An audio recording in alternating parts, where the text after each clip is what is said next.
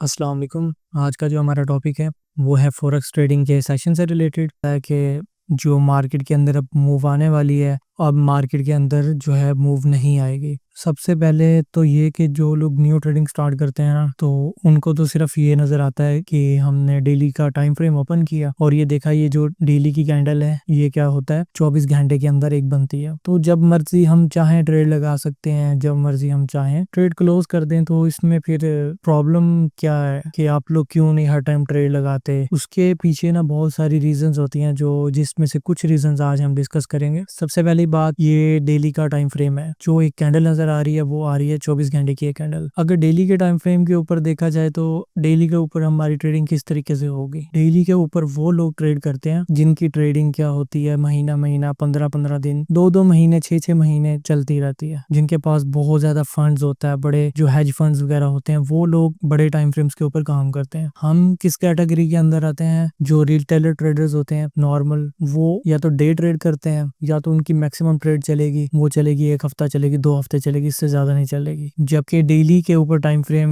पे ट्रेड करने के लिए आपको बाज दफा वेट करना पड़ता है, महीना महीना भी वेट करना पड़ सकता है कि आपके जो रूल्स हैं आपकी ट्रेडिंग के वो पूरे होंगे, तभी तो आप ट्रेड लेंगे ना। और कुछ जो है एक कैटेगरी है वो है स्कैल्पिंग की। वो क्या करते हैं, कुछ 5 मिनट के लिए ट्रेड करते हैं, 10 मिनट के लिए ट्रेड करते हैं, 20 मिनट के लिए, 30 मिनट के लिए। ये जो कैटेगरीज होती है इसको बोलते हैं स्कैल्पिंग। और जो इंट्राडे ट्रेडिंग होती है, इंट्राडे ट्रेडिंग क्या होती है? इंट्राडे ट्रेडिंग के अंदर यही होता है कि आपका गोल ये है कि आप सुबह उठे, आपने देखा मार्केट चल रही है, तो अब आप बैठ के अपने रूल्स को फाइंड करने के लिए, जब आपके रूल्स फाइंड हो गए, वो बेशक 1 घंटे के अंदर हो जाए, 2 घंटे के अंदर, 4, 5, 10 घंटे के अंदर हो जाए, तो आप उस टाइम फ्रेम के अंदर ट्रेड करके और रात को मार्केट बंद होने से पहले आप क्या करो, उसको ट्रेड अपनी क्लोज कर दो। ये होती है इंट्राडे कैटेगरी के ट्रेडर्स होते हैं। उसके अलावा जो डेली के ऊपर काम कर रहे होते हैं, वो स्विंग ट्रेडिंग कर रहे होते हैं, वो यही करते हैं कि इस पॉइंट से पकड़ते हैं और वो ट्रेड चलती रहती है 2 दिन, 4 दिन, 5 दिन, हफ्ता, 20 दिन, जितना भी चले, वो मार्केट के ऊपर डिपेंड करता है। तो हम जो बात करेंगे वो डे ट्रेडिंग के हवाले से करेंगे। डे ट्रेडिंग के अंदर 2 कैटेगरीज आती हैं, जैसे मैंने आपको मेंशन किया। एक होती है स्कैल्पिंग, वो भी उसी दिन के अंदर अंदर ही ट्रेड उन्होंने क्लोज करनी होती है। और दूसरा इंट्राडे होता है, उसका टाइम पीरियड थोड़ा ज्यादा होता है, लेकिन एट द एंड वो सेम डे के अंदर ही ट्रेडिंग क्लोज करते हैं। तो जो अब डे ट्रेडर होते हैं उनको ये जानना भी जरूरी है कब मार्केट जो है वो स्लो होगी, कब फास्ट होगी। उसके लिए फॉरेक्स जो ट्रेडिंग होती है उसके सेशन का नॉलेज काम आता है। उसके अंदर ये होता है, जी ये मैंने पीडीएफ बनाई है, इसके अंदर आप देख सकते हैं। फॉरेक्स ये रोमन उर्दू के अंदर है, तो ताकि इजी हो सबको। फॉरेक्स मार्केट जो है ना हर वक्त खुला रहता है 24 घंटे, हफ्ते में 5 दिन खुला रहता है। हफ्ता और इतवार को जो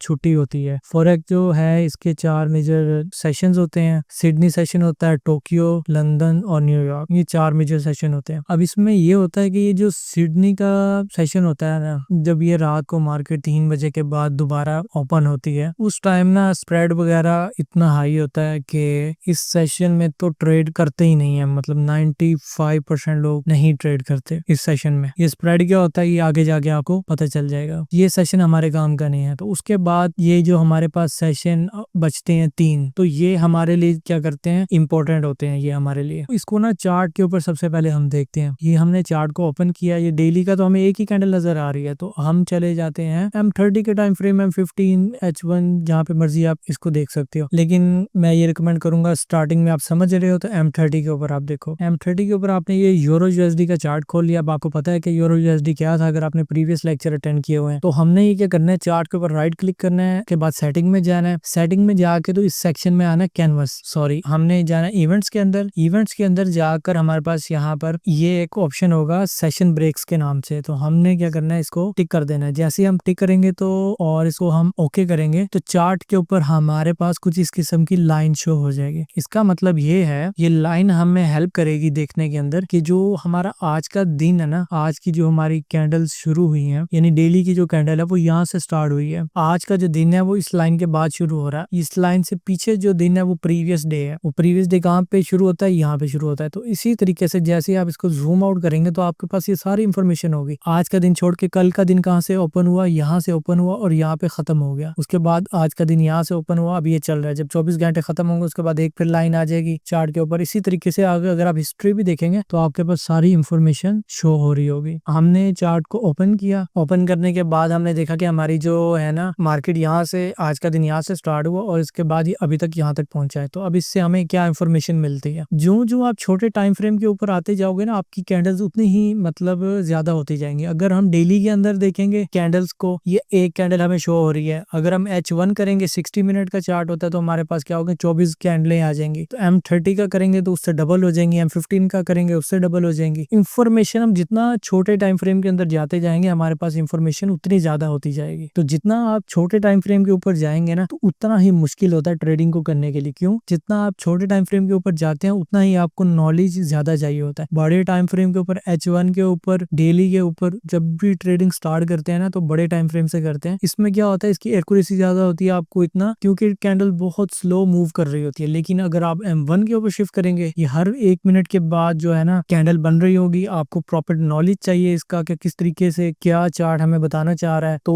वो नॉलेज सारा फिर क्या होता है, अप्लाई होता है इसके ऊपर। इसीलिए फिलहाल हम चले जाएंगे M30 के ऊपर, ताकि हम जो है ना आसानी से इसको समझ सकें। जो सिडनी सेशन था ना हमारे पास, वो जब ये मार्केट स्टार्ट होती है ना, वो इस एरिया के अंदर हमारे पास सिडनी सेशन होता है, जो मार्केट की मूवमेंट उसमें ना होने के बराबर होती है। और रात के हमारे अगर पाकिस्तानी अगर आप हैं तो 3 बजे 4 बजे का टाइम होता है, 2 बजे का। ये सर्दियों और गर्मियों में टाइम का डिफरेंस आता रहता है 1 घंटे का ना। इसमें ये होता है कि फिर 95% लोग ट्रेड नहीं करते। तो उसके बाद फिर हमारे पास 3 सेशन थे, टोक्यो, लंदन और न्यूयॉर्क। अब हमारे पास क्या था, टोक्यो का जो टाइम है ना सुबह पाकिस्तानी, ये भी सर्दियों गर्मियों में क्या होता है, चेंज हो जाता है, 1 घंटे का आगे पीछे हो जाता है। वो उसका मैं बताऊंगा आपको पता कैसे चलेगा। अभी जो है ना मेजोरिटी आपका टोक्यो सेशन है वो होगा सुबह 5 बजे से लेके दोपहर को 2 बजे तक। तो हमने क्या करना है, वर्टिकल लाइन के अंदर जाना है और सुबह यहाँ पर हमने 5 बजे पे एक लाइन लगा देनी है। ये लाइन थोड़ी सी मोटी है, मैं इसको क्या करता हूँ, बारीक कर देता हूँ ताकि अच्छा ये हमारा यहाँ से स्टार्ट हुआ और वो कह रहा है कब तक चलेगा, वो कह रहा है कि 2 बजे तक चलेगा। ये यहाँ पे ये क्या होगा, खत्म हो जाएगा टोक्यो सेशन। और वो उसके बाद लंदन सेशन की जो है वो टाइमिंग क्या है, पाकिस्तानी टाइम के मुताबिक 12 बजे। तो लंदन सेशन जो है वो कब शुरू हुआ था, इधर से शुरू हुआ था। इसको क्या करते हैं, ग्रीन कर देते हैं। और ये लंदन सेशन कब तक चलेगा, रात को 9 बजे तक चलेगा। तो रात के 9 बजे तक हम क्या करेंगे, यहाँ पर ये लाइन लगा देंगे, वर्टिकल लाइन। इसको दोबारा क्लिक किया हमने, 9 बजे पे लाइन लगा दी। अब इससे हमें क्या इंफॉर्मेशन मिल रहा है, हमें इंफॉर्मेशन ये मिल रही है हमारी मूव मार्केट के अंदर कब आना शुरू होगी, सुबह 5 बजे से लेके जो है 2 बजे तक आएगी मार्केट में मूव। किस सेशन की मूव, एशियन सेशन की मूव। उसके बाद जो होगा ग्रीन जे किसको रिप्रेजेंट करती है, लंदन को। यहाँ से लेके यहाँ तक ये लंदन सेशन मूव करता है। उसके बाद जो है हमारा न्यूयॉर्क का सेशन है, उसकी टाइमिंग क्या है, 5 बजे से लेके रात 2 बजे तक। इसको भी हम एक लाइन ड्रॉ कर लेते हैं। यहाँ से हमने 5 बजे पे लाइन ड्रॉ की, इसका हमने कलर कर दिया रेड कर दिया, या इसको हम ब्लू कर देते हैं ताकि दूसरी के साथ ब्लेंड ना हो। और यहाँ से हमने रात को 2 बजे तक। अब ये हमारे पास इंफॉर्मेशन है। क्या अब इंफॉर्मेशन को यूज कैसे करना है वो मैं आपको बताऊंगा। आपके पास ये PDF है, आप यहाँ से अगर आपको जुबानी याद हो जाते हैं, 1-2 दिन आप टाइम लगाएंगे, आपको ये जुबानी याद हो जाएंगे इनके टाइम।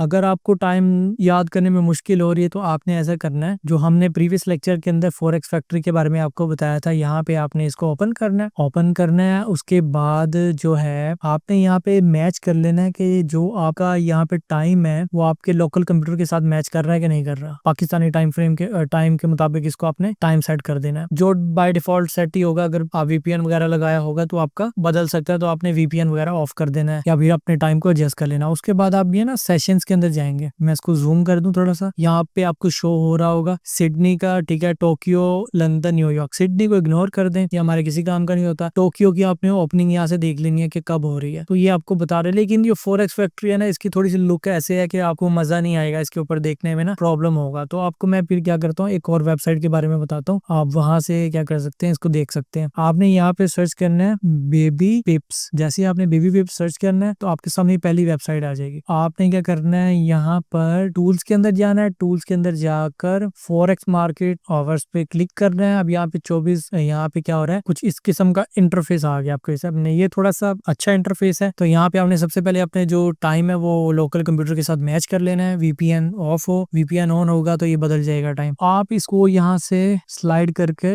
देख सकते हैं कि जो टोक्यो सेशन है वो कितने बजे ऑन हो रहा है, और जो है बाकी जो चीजें हैं वो कितने बजे चल रही हैं। टोक्यो सेशन कितने बजे ऑन हो रहा है, लंदन सेशन कितने बजे ऑन हो रहा है, बाकी न्यूयॉर्क सेशन कितने बजे हो रहा है। तो आप इसको क्या कर सकते हैं, यहाँ से देख सकते हैं। मैं आपको बताता हूँ इन सेशन से हमें नॉलेज क्या मिलेगा। हम वापस गए अपने पीडीएफ के अंदर। अब इनमें होगा क्या, कुछ पेयर होंगे जो सिर्फ टोक्यो सेशन के अंदर मूव करेंगे। मार्केट 24 घंटे ही मूव कर रही है, लेकिन इसमें सेशन के मूव का क्या मुराद है। सेशन में मुराद ये है कि उस वक्त क्या होगा, मूव अच्छी होगी, कि मार्केट क्या करेगी, स्लो नहीं होगी। वो या तो बिल्कुल बाय चली जाएगी या सेल चली जाएगी। बाद दफा ऐसा होता है मार्केट की कंडीशन के ऊपर, सेशन के अंदर भी मार्केट स्लो हो जाती है। वो जब नेक्स्ट आप जाएंगे तो आपको पता चल जाएगा क्यों होती है। अब टोक्यो सेशन है सबसे पहले हमारे पास। इसमें क्या होगा, इसको अगर आप टोक्यो सेशन है ना, फॉरेक्स के लोग ज्यादातर इसको क्या बोलते हैं, एशियन सेशन बोलते हैं। तो टोक्यो कोई बोलता है, तो आपने इसको याद करना है एशियन सेशन। इस एशियन सेशन के अंदर आपके पास, एशियन सेशन के अंदर क्या होगा, फॉरेक्स फैक्ट्री के अंदर जो भी न्यूज़ आएंगी ना, एशिया के जो पेयर है ना, एशिया की करेंसीज हैं, जो एशिया के कंट्रीज है, वो पेयर मूव करेंगे। उन पेयर से रिलेटेड क्या होगा, यहाँ पे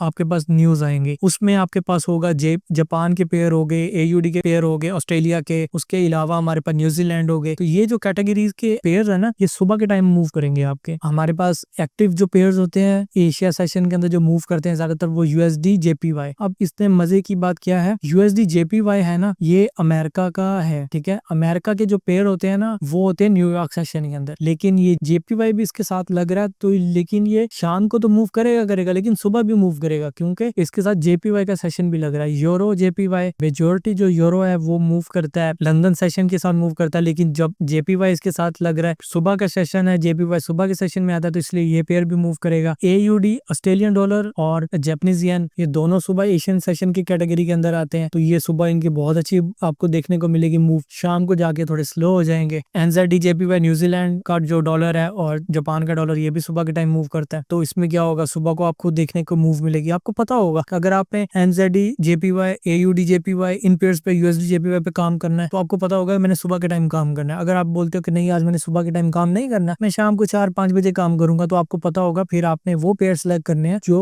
शाम को न्यूयॉर्क सेशन के अंदर मूव करेंगे। जिन मेजर पेयर के साथ यूएसडी लगेगा वो शाम के टाइम मूव करेंगे, अच्छी मूव उनकी मिलेगी। तो इसके अंदर पीडीएफ को आपने अच्छे तरीके से पढ़ लेना। इसके अंदर बताया गया कि जो सेशन होता है उसके अंदर वोलेटिलिटी क्या होती है। वोलेटिलिटी का मतलब होता है कि मूवमेंट मार्केट की, ठीक है। इसका मजीद डेप्थ में भी फ्यूचर में बताया जाएगा इसके अंदर आपको। लेकिन ये आप देख रहे हैं ना, सिडनी सेशन के अंदर अगर मैं इसको लेके जाता हूँ तो यहाँ पे आपको शो हो रहा होगा, ये नीचे जो वोलेटिलिटी है वो बिल्कुल क्या लो है, क्योंकि उस टाइम 95% लोग ट्रेड नहीं कर रहे होते। उसके बाद हमारे पास क्या है कि तीन ये जो सेशन है ना, टोक्यो हो गया, लंदन हो गया और न्यूयॉर्क हो गया। अब एशिया सेशन, सिडनी तो समझो कि बिल्कुल छोटा सेशन है, 95% लोग उस पर ट्रेड नहीं करते। टोक्यो के ऊपर आप ये कह लो कि 30% लोग ट्रेड करते हैं। तो इसके अंदर मूव तो होती है, लेकिन इतनी कुछ खास मूव नहीं होती। इसमें सिर्फ वही पेयर मूव करते हैं जिनका टाइम होता है सुबह के टाइम। उसके बाद हमारे पास लंदन सेशन है। लंदन सेशन ये क्या होता है, ये प्रीवियस सिडनी और टोक्यो से बड़ा सेशन होता है। इसके अंदर क्या होता है, मार्केट मूवमेंट तेज हो जाती है। इसके अंदर जो होता है, टोक्यो के पेयर भी मूव कर रहे होते हैं, जो टोक्यो सेशन के अंदर यानी एशियन सेशन के अंदर मूव कर रहे होते हैं। और इसके अंदर जो जीबीपी यूरो की कैटेगरी के पेयर होते हैं ना, वो भी मूव कर रहे होते हैं। वो पीडीएफ के अंदर यहाँ पे मेंशन किया गया है। लंदन के अंदर आप ये देख रहे हैं, euro USD, GBP USD, USD CHF, euro GBP, euro JPY सुबह का सेशन में है, लेकिन यूरो दोपहर के सेशन के अंदर है। लंदन सेशन के अंदर दोनों पेयर मूव कर रहे हैं, मतलब ये दोनों सेशन में ये आ रहा है, तो इसलिए पेयर मूव कर रहा है। मूव 24 घंटे करता है, आपने याद रखना है, लेकिन उस टाइम पे ज्यादा मूव करता है। तो दोबारा हम इस वेबसाइट पे चले गए, जब न्यूयॉर्क सेशन होता है, ये सबसे बड़ा सेशन होता है, तो इसके अंदर जो है ना मूवमेंट सबसे ज्यादा होती है। और दूसरी बात ये कि